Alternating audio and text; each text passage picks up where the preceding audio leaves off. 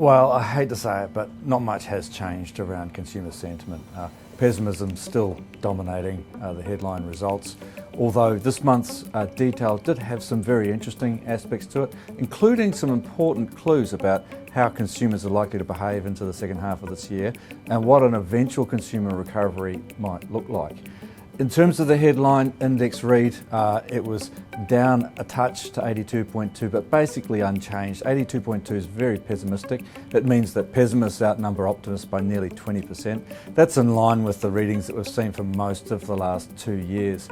When we look into the component detail, we get some idea about the drivers this month. And there were two really big developments heading into the May survey. The first was that inflation figure out in late April, which was significantly higher than expected. That sparked fears that the RBA may have to go back to the interest rate rises that we saw over the previous couple of 2 years. That seems to have been a big negative. Against that, the federal budget is the other big factor in the mix here. This survey, we included an additional question about whether households expected to see some tax relief following the July 1 tax cuts, and if so, what they planned to do with that extra income in terms of spending. And the main takeaway from that is that that extra cash is mainly earmarked for saving and repairing finances. Consumers on average are only looking to spend about 20 cents in the dollar of that extra funding, and the aggregate boost is about 23 billion in terms of tax relief. So a very small pass-through in terms of intentions to spend.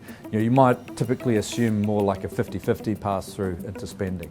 And so I think that's an important point, particularly for policymakers like the RBA.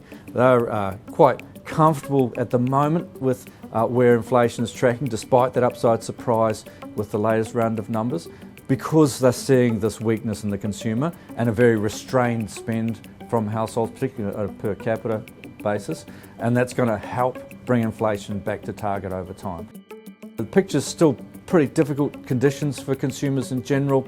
There's a little bit of light at the end of the tunnel, a little bit more positivity around the outlook, and we are about to get some significant supports for household budgets, particularly around tax, but it's looking like it could be quite a slow recovery process going forward. The silver lining to all this is that the RBA should still feel pretty comfortable about where it's sitting policy-wise, and we think there won't be any further rate rises required to achieve their return to low inflation.